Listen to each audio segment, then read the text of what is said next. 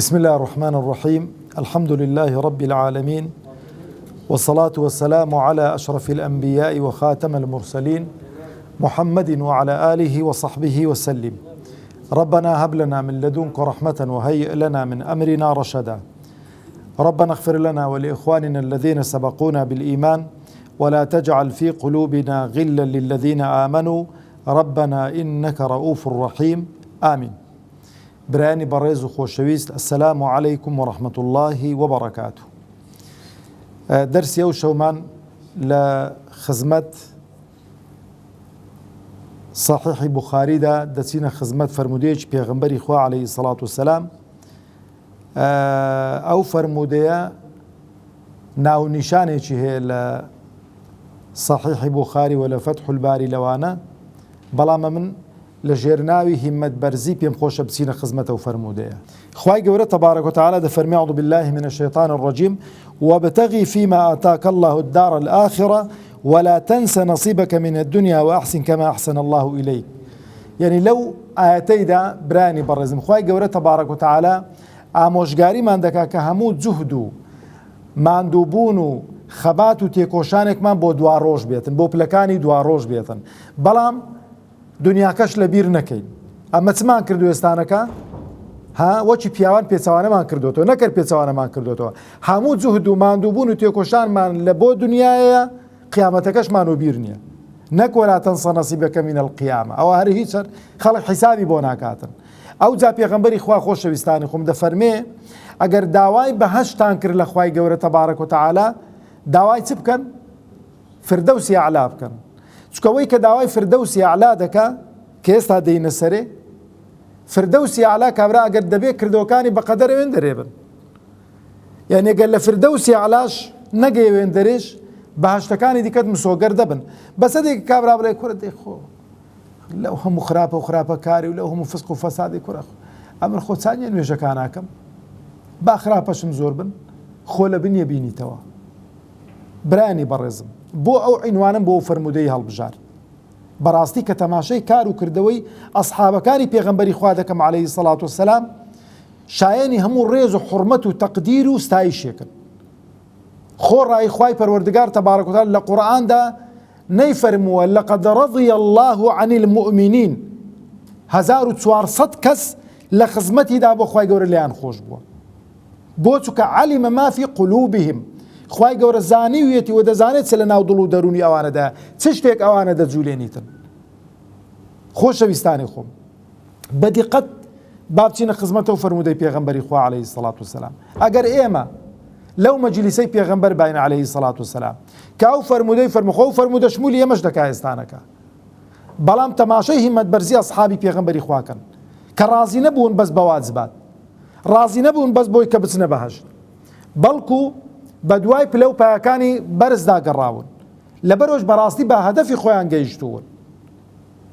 پلە و پایەی خۆیان دەستهێناوە. پێغەمبەری خوا عەلەیهی سەڵات وسەلام لە حەدیثێکدا کە بە 2790 ژمارە لە بوخاریدا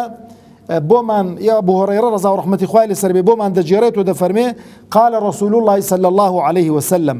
من آمن بالله ورسوله وأقام الصلاة وصام رمضان كان حقا على الله أن يدخله الجنة جاهد في سبيل الله أو جلس في أرضه التي ولد فيها. هل وصلت شي ليران بكين پیغمبر دفرمي عليه الصلاة والسلام هر کەسێک ئیمانی بەخوا هەبێ ئیمان طبعا دیارە کە ئینسان بەدڵ باوەڕت هەبێ بە زوبان بیڵی بەکردەوە جێبەجێی بکەی یعنی ئەوەی کە دەبێتە وەکو بڵێ تەواوکەری ئیمان یعنی بەبێ کردەوە ئیمان دانامەزرێتن بەبێ قەول ئیمان دانامەزرێتن بەبێ دڵ ئیمان دانامەزرێتن هەر سێکی تەواوکەری ئیمانن و بەشی گرنگی ئیمان و لێکدا نابڕێن. دەفەرمێ ئەوەی کە باوەڕی بەخوا بێ باوەڕ بەخوابوون واتە ئینسان دەبێ بە قسەی خوا بکات لە قسەی خوا دەرنەچێ ئەو پەیامەی خوا بۆی ناردوین دەبێ بە قسەی بکەین. ئەو جا وەبیڕەسوولیه و ئیمانیشمان بە پێغەمبەری خوا بێ ئیمان بوون بە پێغەمبەری خوا گوێڕایەڵی فەرمودەکانی پێغەمبەری خوا کردنە عەلەیهی سەڵات وسەلام. ئەوە زۆر مهمە واتا پێغەمبەر چی فەرمووە عليه الصلاة والسلام بە قسەی بکەین وأقام الصلاة نوێژ بەرپا بکات نوێژ بکاتن وصام رمضان ومانج ڕەمەزان بە ڕۆژ و ئێستا لەوانەیە بڵێ ماوەستا ئەدی زەکات ئەدی حەج لە هەندێک فەرموودەدا تەماشا دەکەی ئیکتیفای بەو شتانە کردێک کە هەموو خەڵک تێیدا مشتەڕەکە هەموو خەڵک دەیکاتن بەڵام زەکات هەموو خەڵک نایداتن حەج هەموو کەس نایکاتن بۆ چکە لەسەر هەموو کەس نییە زەکات لەسەر بەشێکی زۆری خەڵکی نییە چنە فەقیرن نییانە کە زەکاتی لەسەر نەبوو حەجیشی لەسەر نییە من استطاع إليه السبيل معنای ئەوە نییە بڵێ وڵا کابراگە دەوڵەمەندیش بی زەکاتی شێدا بەسە و دوانە بکاتە چێتە باشن وڵا قوڕی بەسەری دەبیتن دەوڵەمەندیش بیتن حەجێ نەکاتم لە وڵا و دوو نوێژەکان دەکەم بە ڕۆژوو حەجێ ناکەم ئەوە سەقەت حاڵی بوونە لە دین خۆشەویستانی خۆم ئیمانت بەخوا بێ ئیمانت بە پێغەمبەری خوا بێ نوێژ بکەی بە ڕۆژوو بی بەڵام ها لە محازەڕەی ڕابردۆ گەلایەتان بێ دەبێ شوێنەواری ئەو عیبادەتانە لە ژیانی تودا ڕنگ بداتەوە ئەو کاتەی ئیستیفادەی لێ دەکەی دەفەرمێ كان حقا على الله أن يدخله الجنة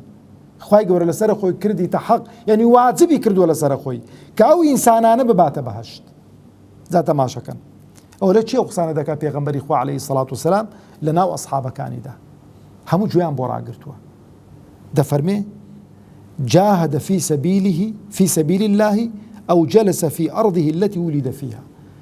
جهاد بکا لە پێناو خوای پەروەردگاردا تەبارەک و تەعالا یان لەو شوێنەی لەی لەدایک بە بۆ خۆی دانیشی خەریکی کار و کەسابەتی خۆی بیت خەریکی شوانەتی بی خەریکی فەلاحەتی بی خەریکی زەراعەت بەڵام بە شەرتێک ئیماندار بێت ئەوە ئەهلی بەهەشتە کەواتە لێرانە دەرسێکی زۆر گرنگی تێدایە ئەوانەی کە ئیسلام کورد دەکەنەوە لە شێوازێکی عیبادەت و خواپەرستی زۆر بە هەڵەداچوون یعنی ئەوەی کە دەڵێ ئیسلامەتی بەس دەعوە و بانگەوازە ئەوەی کە دەڵێ ئیسلامەتی و چوونە بەهەشت بەس جیهادکردنە ئەوەی کە دەڵێ ئیسلامەتی بەس هیجرەتکردنە ئەوەی کە دەڵێ ئیسلامەتی بەس محازەرە گۆتنەوەیە ئەوەی کە دەڵێ ئیسلام هەمووی تەواوکەری یەکترە دین هەمووی تەواوکەری یەکترە بەڵام گرنگ ئەوەی واجبەکان وەکو جەنابی مامۆستا شێوەیە دیکە و فەرمودەی کە بۆی باس کردین ئەو سەحابەیە کە پێغەمبەری سوێن دەدا عليه الصلاة والسلام خوای گەورە پێی فەرمووی نوێژان بکەین خوای گەورە پێی فەرمووی زەکات بدەین خوای گەورە پێی فەرمووی بە ڕۆژوو بین هەموو جارێک پێغەمبەر سوێندی دەیفەرموو الله ئەمەڕەنی بهذا ئەرێ والله خوای گەورە پێی فەرمووم پێتان بڵێ فەرمی والله نەلێی زیاد دەکەم نەلێی کەم دەکەم فەرمووی دەخەلە الجەنە ئین صەدەق ئەگەر ڕاستکە دەچێتە بەهەشت بەس لێرانە برا بە ڕێزەکانی خۆم با ڕەبتی کەینەوە بە هیممەت بەرزیەکەی پێغەمبەری خوا عليه الصلاة والسلام ڕاستی و حەقیقەتەکەی پێگوتووین سەحابە بە ڕێزەکانی من ئەی ئومەتی من ئەوەندەی بکەن دەچنە بەهەشت بەڵام با طموحتان هەبێت طموحەکە چییە؟ دەفەرمێتن فقالوا يا رسول الله فەرمیان ئەی پێغەمبەری خوا عليه الصلاة والسلام ئەفەلا نبشر الناس ئەرێ نەچین ئەو مژدە خۆشەی بە خەڵکی بڵێین پێغەمبەری خوا عليه السلام نەیفەرموو هەڕوون یان مەچوون دەچن بەڵام کە دەچنەوەش لەگەڵە خۆ بن تەواوکەری حەدیسەکەی فەرمووی إن في الجنة 100 درجة بزانن کە بەهەشت 100 دەرەجەیە لا فرموديتي كذا تفرمي ما بين الدرجة والدرجة كما بين السماء والأرض ده فرمي لنيوان هر درجيك بو درجيكي لنيوان أرزو آسمانه طبعا أرزو آسمان بو معلومات ده زانن ما ويتسنده أمن نزانم بلان بزانن كخور كأون دميلة لسر زوي دوره هشتانه كو با آسمانه وني هر لبوشاي نێوان ئاسمان و زەویدای ئاسمانی یەکەم لەگەڵ زەوی ئەلەو بۆشاییەیدا هێشتانەکە جا دەبێت لەسەر خۆری سەندی دیکە ئاسمانی دنیا بەرز بیتن